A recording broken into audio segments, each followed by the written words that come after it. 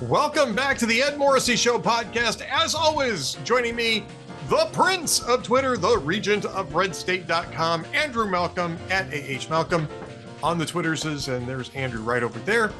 And Andrew, too bad there's nothing to talk about in politics this week. Yeah, I don't know. What the hell we're going to, it's summer, the usual slow days of summer. Oh, sure. The usual slow days of summer. Yeah, that's not a thing now. As it turns out, we have a burgeoning political and constitutional crisis on our hands here because, nobody's really sure who's actually running the country at the moment, Andrew. I mean, you've got... It's amazing. Biden just had... we talked about it last week, this terrible debate performance, and he hasn't done anything to reset the debate on that, the debate on the debate. In the meantime, you had people like former Homeland Security Secretary Jay Johnson going on MSNBC saying, well, it really doesn't matter because, as long as they got the right people around them, that's all that really matters. And it's like, really? So what you're telling me is the plot of the movie, the 1993 movie Dave, and I'm getting this from Free Press, who drew this. Once Kat Rosenfeld posed this, it was like, yeah, she's right. This is the perfect analogy. Do you remember this movie, 1993? Yeah, I loved it. It's one of my faves. Kevin Kline as the president. You're really good as the president, but you really need some help.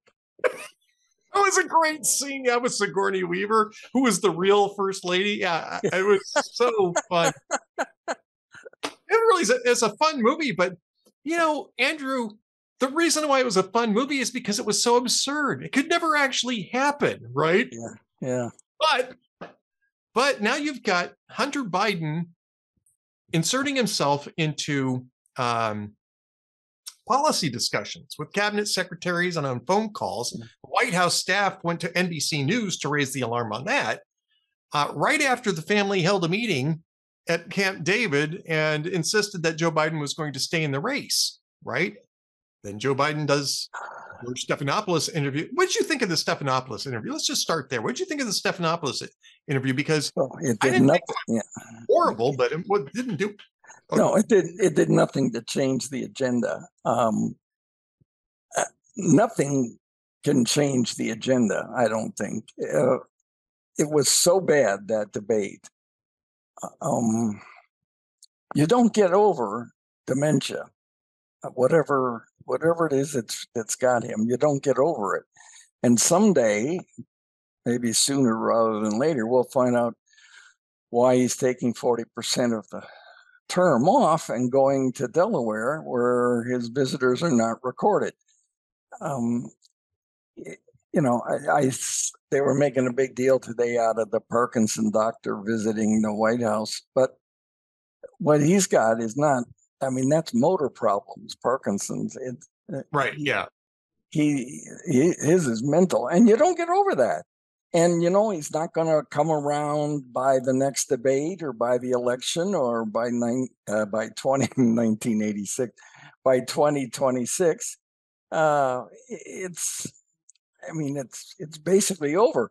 But as I pointed out in the column on Sunday, there's no personal or political reason for him to quit. He's got the delegates. They can't get him. The cabinet has no cojones for ousting the guy who gave them their job. He could ride it out, and I probably will ride it out for at least a while. He may have to quit eventually, or they may get together and figure something out, but there's no reason for him to quit. Certainly before the convention, I don't think. What was it? Starting in 2 weeks, or on the 19th, we're going to be all focused on Donald Trump and the terrible threat. His face will be on the jumbotron. The terrible threat that Donald Trump is, and that'll change the midsummer topic of discussion. Do you think, though? first off, let us reflect upon the fact that Donald Trump has apparently read Sun Tzu, right? Or von Clausewitz or somebody. Yeah, that's right. Whoever advised people not to interfere when your enemy is busy destroying himself. That's Trump right. apparently read that. No, it's great. It's great. Quiet. Yeah. I mean, there's real hope in the debate. For maybe 2/3 or 3/4 of it, he was very disciplined, and that's why I thought no audience and silent mics. That was a real benefit for him. I mean, the karma of this thing is just so exquisite. I mean, Joe Biden said, I'm going to, or whoever's pulling his strings, so, well, we're going to knock Trump out early, right? We're going to have this early debate. You say, well, wait a minute. You think he's up? You think the boss is up to a debate? Oh, yeah, we'll get him. We'll get no mics, so he can't interrupt. We'll get no audience, so he won't play to them. We'll get our favorite people at CNN. And it all blows up in his face. I mean, honestly, I don't understand how anybody can make that decision. And you and I talked about this prior to the debate, right? That we were surprised that this debate was still going to take place because we both had figured that this was just a rhetorical setup so that Joe Biden could withdraw and say, the president of the United States should not share a stage with a convicted felon. Exactly. That's what would make sense. But I think they got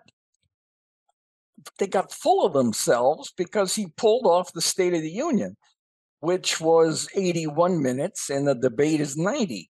Now, as you said last week, the State of the Union is talking and reading from the teleprompter, which he has trouble with.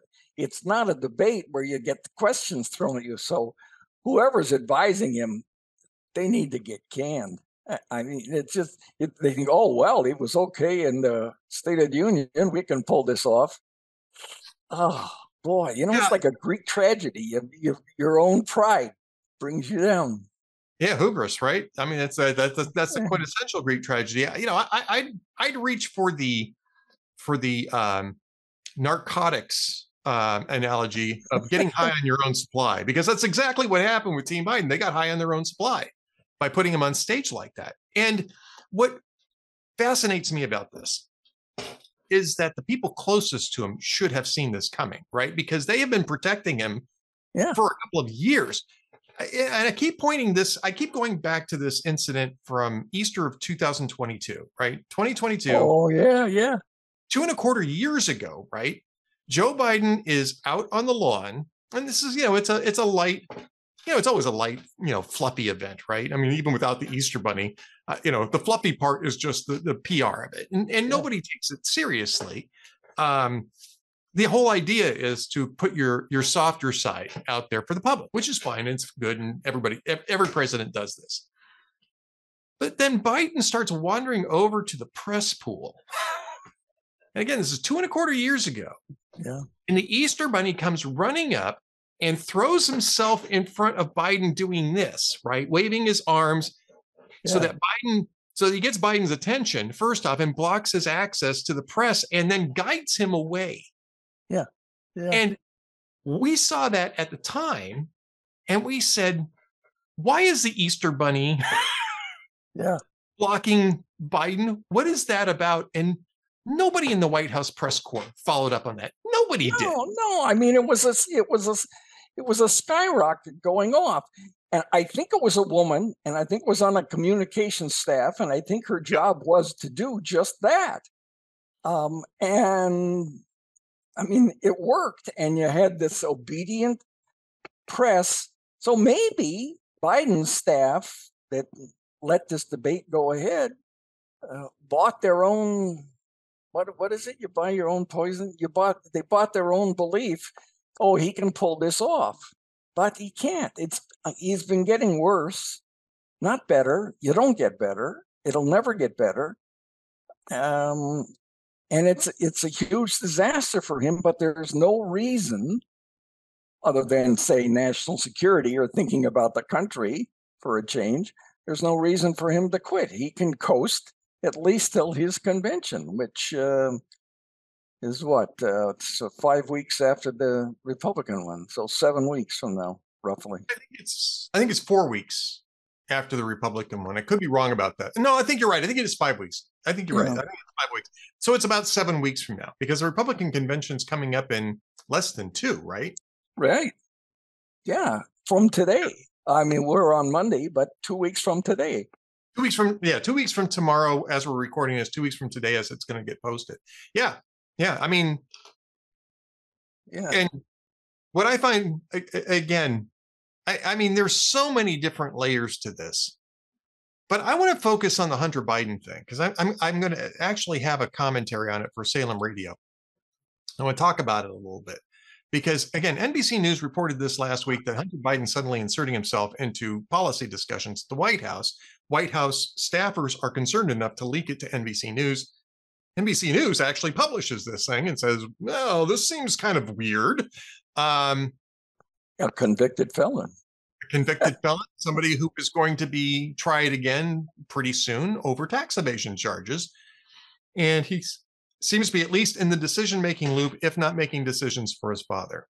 Jill Biden is also clearly very influential, let us say, in Biden's decision on what to do from this point forward.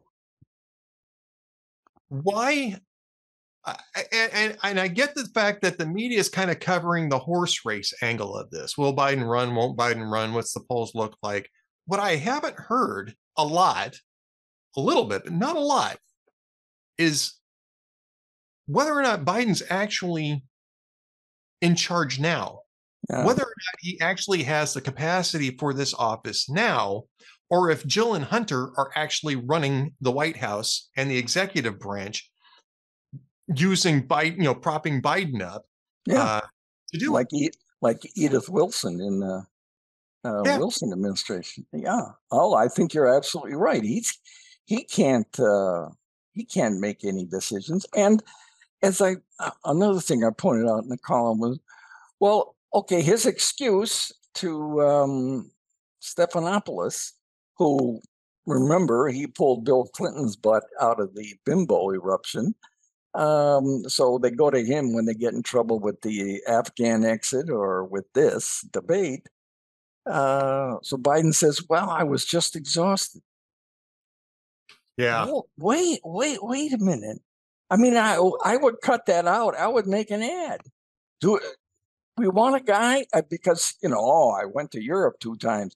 Well, he's not sitting in the middle seat on 4 transatlantic flights. Okay.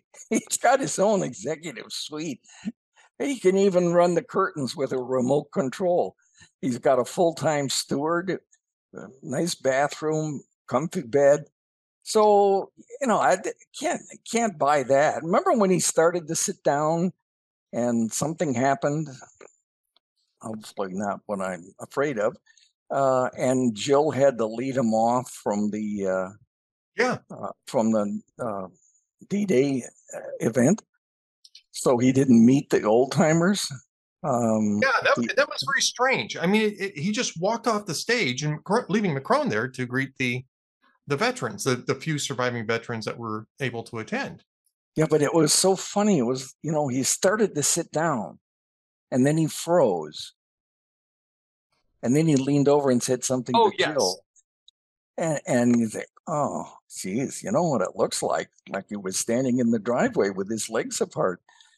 I've seen babies do that. And, you grow up where your parents are taking care of you as a little baby, and then suddenly you're an old timer and your kids are taking care of you. It's the way of life for some of us, sadly, and we've all seen it in our families. Somebody fades away, and I keep coming back. You don't get better, but he could hang in there. I mean, he's getting $400,000 a year, so 1 more month of that salary, he's not donating it to the Park Service like Trump. No. The Biden family doesn't pass up opportunities for income. And there may be some more checks on the way from China. I mean, it's just. one of the It's reasons why just, you got to be concerned about what Hunter Biden's doing in there, yeah, right? Because he's got exactly. those, Yeah. He's still getting paid as far as we know. yeah, yeah. Lord only knows what's going on in there now. And honestly, Congress had better find out. There are some rumblings among House Republicans that they're going to try to start subpoenaing the official physician of the White House to ask him, what he actually found. I don't know how much you can penetrate that, though. Yeah, executive privilege, whatever. Yeah, and they don't have the. I mean, I come back. You and I have talked about this, or I've talked at you about this. Benghazi. I mean, 4 guys died. They didn't plan for it. They didn't plan for rescue. They didn't plan for reinforcements. And what happened? Nothing. Nothing. Yeah, Admiral Moore, he just whitewashed the whole thing. There's no one to blame. Hello, the president was AWOL for 16 hours. Hillary Clinton didn't do anything. And Panetta said, defense secretary said, well, you don't send troops in when you don't know what's going on. Well, yeah, you do. Yeah. I mean, that's why you send troops. I mean, it's just what's going on. Yes. Yeah. So and then how many weeks or months of the Trey Gowdy House hearings and nothing, absolutely nothing. So I have no confidence that anything is going to happen. Washington is one part. Yeah, Afghanistan. Exactly. They lost 13 people at Abbey Gate. They abandoned 14,000 Americans in Afghanistan without any idea how they were going to try to get them out. They abandoned them to the Taliban. I mean, it was an absolute disgrace. And Trump hammered Biden all night long during the debate about it. And Biden never did have a response for it. No, there isn't any. There isn't any. People say, oh, in fact, I think maybe it was Trump who said there's some generals should be fired. No, the president should be fired. He countered them. The generals had a plan. We're going to keep at least 2,500 troops there to control an evacuation. Biden said no. He changed the evacuation date by 3 times already into the peak fighting season. No, I want everybody out. So they followed the president's orders and they got everybody out. I mean, all the troops out.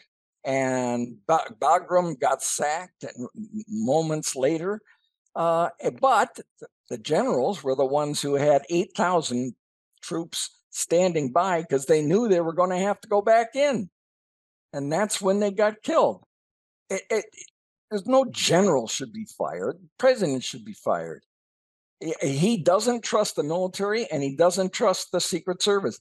Did you read that I forgot where it was now. I guess it was Substack about the dogs, about his dogs. Oh, yeah,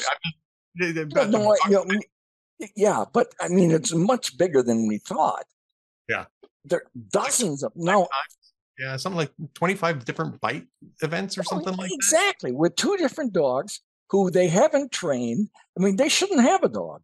Turley wrote a column saying that if this was in court and not a president, which, by the way, having dogs there is not an official act, so he should be liable. Immunity. Yeah. All of a sudden, he's all for presidential immunity. But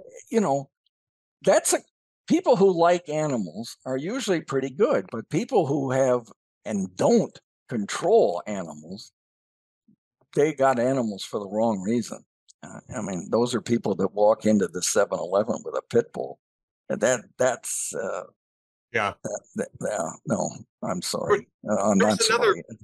I mean, we mentioned 1993's Dave. There was actually another presidential comedy from about 15 or so years ago. It had Ray Romano and Gene Hackman in it called Welcome to Mooseport. Oh, yes. That one didn't get very good reviews, but actually I found it absolutely charming and delightful. I thought it was funny as hell. And but there's a scene where Gene Hackman plays this retiring president, the most popular president of all time. And he's stepping off of I think it's a helicopter. He's stepping out of a limousine, and he's got this little dog by the leash. And as soon as the people are done taking pictures, he tosses the leash aside. Yeah. I forgot about that. Other than as a photo op sort of thing, right?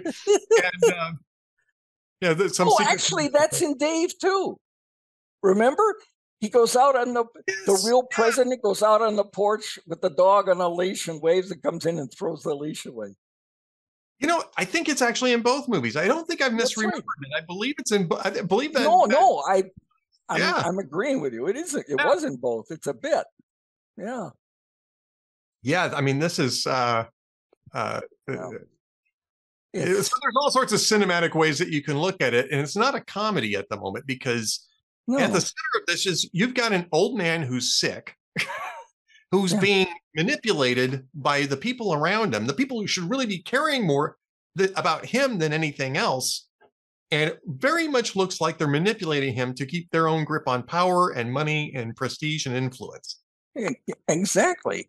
There was I should have recorded her name. I had a Twitter follower yesterday, and she said, when is somebody going to start thinking about the country there? It's a very good question. I mean, that is the key question. None of them they're thinking about, his career, keeping their influence peddling business going, what it will look like in history. Wait a minute, there's nobody at the helm of the country. And we already had Ukraine, which didn't happen on Trump's watch. Well, it's early. I mean, it's still early. Axelrod said, who I have great respect for, although I did beat him on a big story in Chicago once when he was a reporter. Axelrod said that if he keeps this up, he's going to lose in a landslide. I don't know how he's terrible in the polls, but I don't know how he's doing that well. Honestly, I don't think people want to see it. It's scary. I don't want to see that my relative is loony in the head. I don't want to see it. And all the anguish that goes into taking the keys away from Grandpa. No, I mean, and I think you're right about that. I mean, I think that you're right about that. I think that in part, some of his standing in the polls is still sort of static. Well, no, I think it's inertia to some extent. I don't think people have moved yet. But I will say this. First off, the polls have moved. Harry Enton was on CNN this morning and actually had a pretty good segment on this. Trump is now leading in the polls in early July. Do you know the last time that a Republican presidential candidate was leading in the national polls in early July? No. 2000. Really? George W. Bush was the last Republican president. He didn't even do it in 2004 when he actually eventually won. And that turned out kind of close in 2000. Well, it did. I was there. You were there, but he's the last Republican, and Enton goes on to point out that Trump actually never led in the aggregate polling averages in 2016, and yet he still ended up winning the election because he outperformed the polls. Yeah. So he never led 4 years ago. He never led 8 years ago. Now he's 1-1. Right? He won in 2016. He lost in 2020. But this is the first time in 3 cycles that he has led in a general election campaign at all. At all. And if you look at the polling over the last 12 days, that's a good point. Yeah. There's only one poll in which Joe Biden even gets into a tie. And I was looking at it earlier today because I've got a post coming up later Monday evening. So it'll be up by the time this thing gets published. But all the other polls here are Trump, Trump's ahead, but it's also a number of them are outside and this is national polls. I'm not talking about state polls.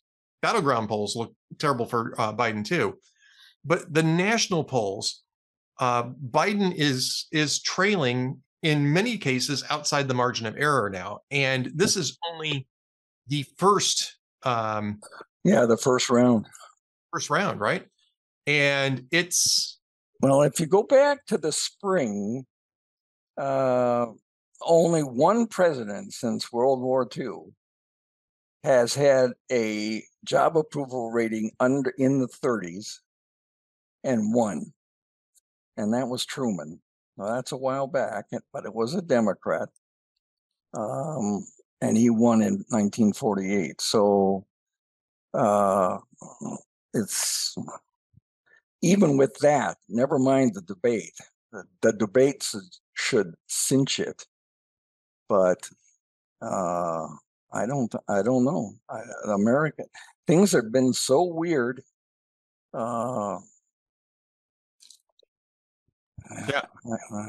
I always go back to historical patterns, and I should go look at the Jimmy Carter in July of 1980.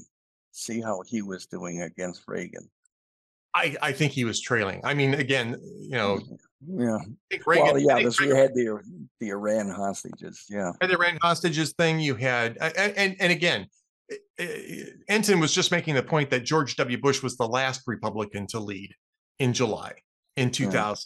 Yeah. But he certainly wasn't the first one. I mean, Reagan probably led both of those. And I don't think George H.W. Bush led in 1988. He certainly didn't in 1992. But I don't think he did in 1988 either, because he had sort of a comeback during the general election. Dukakis was actually out in front, and then Dukakis took a ride in a tank. I drove a tank once. This has nothing to do with being president, but I was covering a National Guard summer camp, and they said, "Yeah, you want to drive this thing? That's tricky. It's not. There's no steering wheel. It's all stick driven, right? I mean, it's two sticks. Yeah, two sticks, one for each tread. So, so you can really go crazy. And that's why, I always wondered until recently why you see Russian tankers wearing those goofy helmets that are all padding on the top. That's because you're getting thrown around in there. And they had padding on the thing, and they said, well, be very careful, because you hit a bump, you move, but the tank is gliding, and your face will go right into the tank. Oof. When your head's sticking out the window driving it. It was interesting, but hats off to those guys. Yeah, hats off definitely to presidential candidates too. And there are two rules in presidential campaigns: never put on a hat and never eat a hot dog. Yeah. And those are the two rules. I'm just telling you, don't put on a hat and don't eat a hot dog if you're a presidential candidate, because the photo op is never going to come out well. You're never going to look good in those photos. I'm just telling you that. Right. Yeah, no pictures while you're eating. When I worked for a politician, he would never eat at an event. It's just too dangerous. But from a strictly political point of view, forgetting the country, I mean, who cares about the United States of America? It's great. The longer he hangs on, it's great for Republicans. Well, right. And again, let's get back to Donald Trump, because a couple of things to wrap up, right? Yeah. Shut up. Shut up, he explained. And he's done that. Where's that from? That's a great line. Shut up, he explained. I don't know. That's a meme that's been going around for years. I love it. It's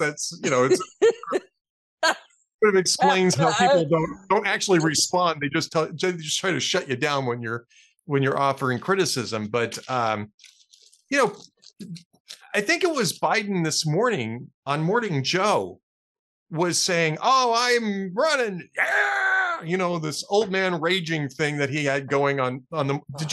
Did you watch any of those clips? Because I it was didn't. On the weekend. Yeah, I didn't watch. no, this morning. Yeah. It was this morning where he was Morning Joe, or what was it? Sundown Joe on Morning Joe.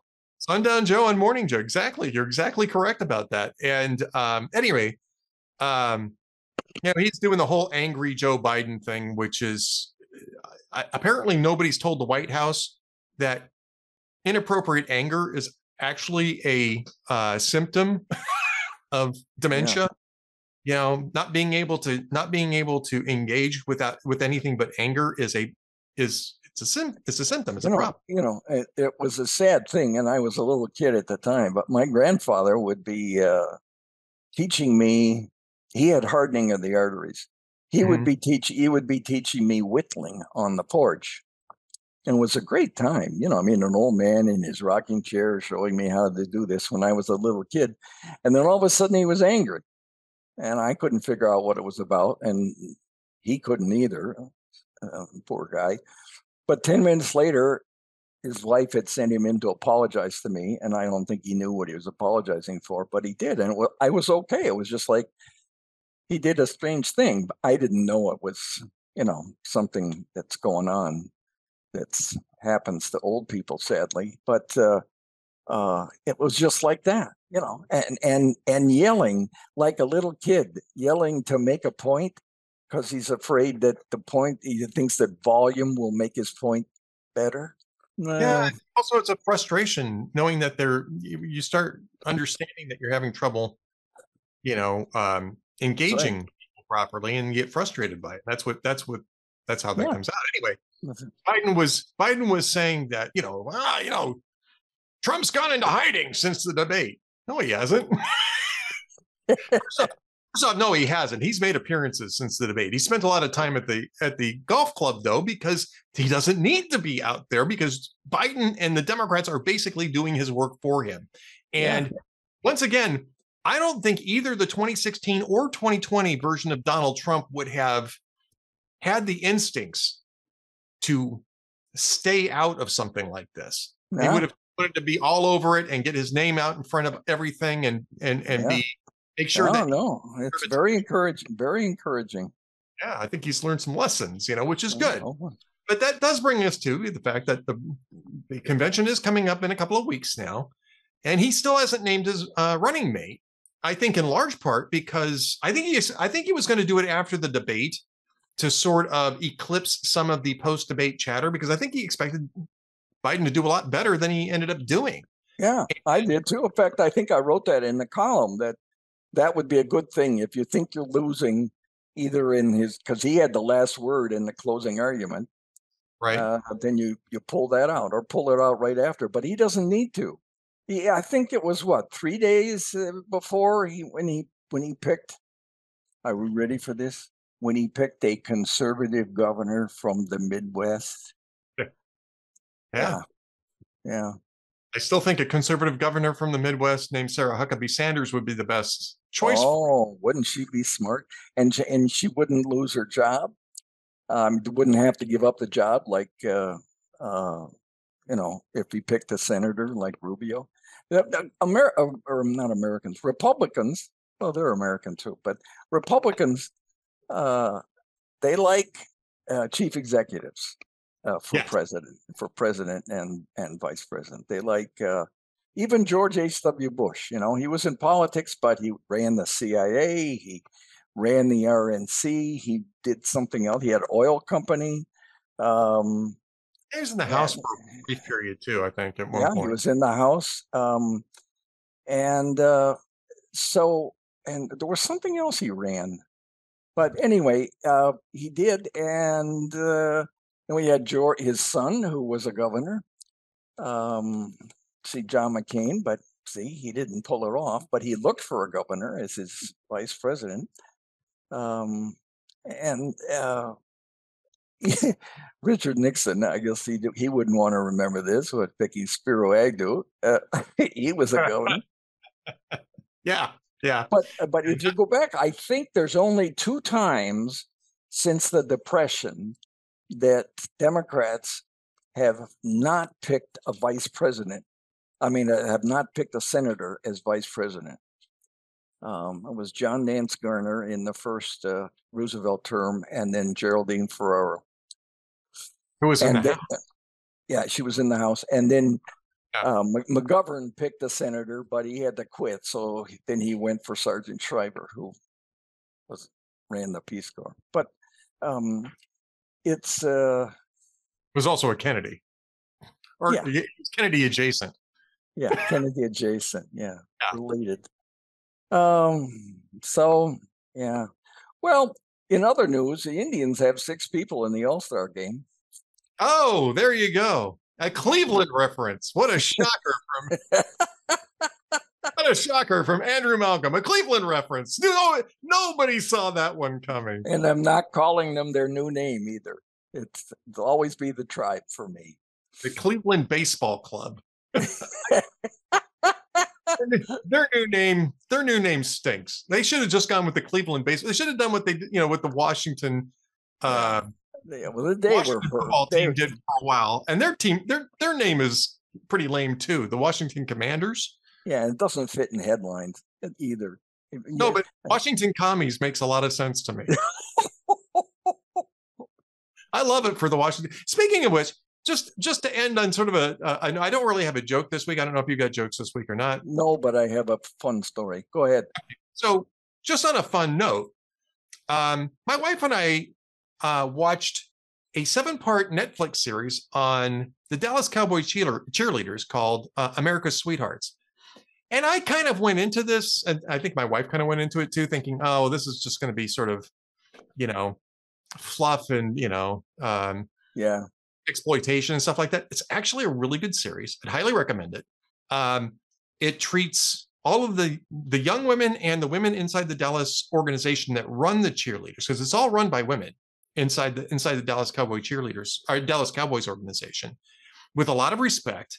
They work they work very, very hard, and they do damage to their bodies. And in a way, I don't know if you ever saw the HBO series that's been going on now for several years called Hard Knocks, where yeah, sure. Yeah.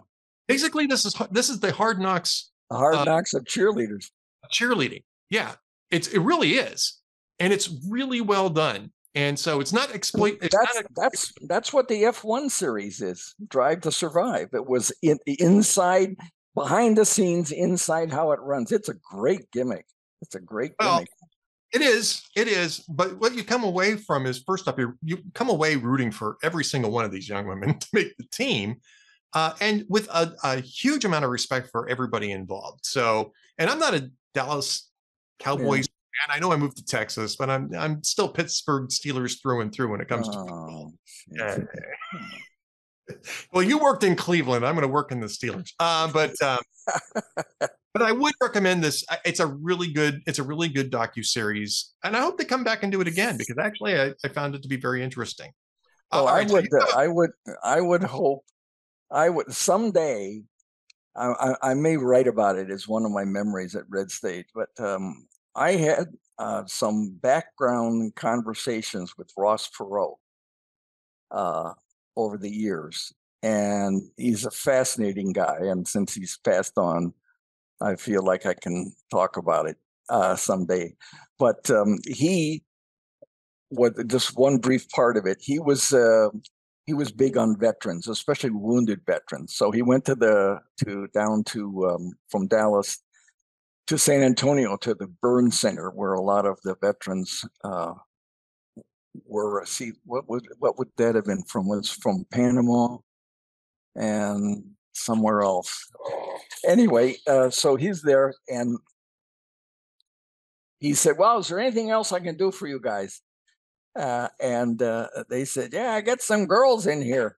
So he went back and called his buddy Jerry Jones. They took Jerry Jones' plane. They took the Dallas cheerleaders down to the hospital, and the ladies spent an afternoon talking with all the wounded veterans and posing with them. And it was just a sort of a sweet story. But the story I was going to tell had nothing to do with politics, and that is anybody hasn't done this yet, I'm not a basketball fan at all. And I wasn't a bike racing fan either when I watched Lance Armstrong dominate things. And who was it? Bo Jackson in football and baseball and whatever. But anybody gets a chance to see these clips of Caitlin Clark. Oh my goodness. It's magic. I mean, she is magic. Doesn't miss. It's just, it's sweet. It's sweet to see someone like a machine. It's like watching Joe Montana, in the last minute and a half of the Super Bowl, and he's looking to see who famous people are in the stands, and then he pulls off a Super Bowl win. Anyway, she's really good to watch. I don't know much about her, but it's a fun thing to watch as escape. Well, there you go, folks. Oh, speaking of escape. The two big, I mentioned this in the column too, the two big movies of the holiday weekend, 95-minute long cartoons. Talk about it. Talk about escape. Yeah. Escape. That's what people want. That's why they go to the summer box office. Absolutely. Yeah. And the box office has been hurting. So for them to get this, was it Despicable Me 19 or whatever it is, it's I think it's 4. Despicable Me 4, I believe is what it is. And In and Out 2, yeah. All right. Not In and Out, Inside Out. Inside Out 2. In and Out is a different movie altogether. Inside Out 2, yeah. In and Out is hamburgers. Hamburgers, you go to In and Out for hamburger. Oh, there was a movie called In and Out, but it wasn't a cartoon. Yeah, I know. Also another Kevin Kline movie, though. So we started off talking Kevin Kline movies. And I think Kevin Kline's voice is in Despicable, too. Steve Carell, Meryl Streep. There's a whole bunch of those good voices in the Despicable ones. I love Kevin Kline, and I'll just say this before we close. Kevin Kline's a fantastic actor. He's done lots of wonderful things, dramas, comedies, all sorts of different things he can do. He can do farce, he can do witty, he can do all sorts of different things. I would recommend to people, and I actually wrote about this a couple of years ago. I would recommend to people the film The Emperor's Club, because when it came out, it was sort of marketed as a Dead Poet Society, but that's not really what it's about. It's set in a boys' academy, like a prep school, but it's really about private ethics, public ethics, and the way in which the guardians of civilization end up betraying it. Oh, and it's really a superb reflection on this. The short story from which it was based was better. It just is. It's better, and I can't recall the name of the short story now, but because the end of The Emperor's Club kind of spins it into the whole honor the teachers thing, which is good, and it kind of makes sense in the context of the movie. It wasn't the end of the short story. It was a lot more cynical. The end of the short story was a lot more cynical than the end of Emperor's Club, but it's still a great Kevin Kline movie, and one of his best works, I think. And I'd again highly recommend it as and reflect on what it means for republics such as the United States of America. Anyway, on that sort of a note, Andrew, we're going to have to wrap this up. Andrew Malcolm is, of course, the Prince of Twitter, the Regent of RedState.com, a defender of Western civilization, and a scholar among scholars. Andrew Malcolm, we'll come back and do this again next week, sir. Okay, buddy. Thanks, Ed. Thanks, everybody. See you later.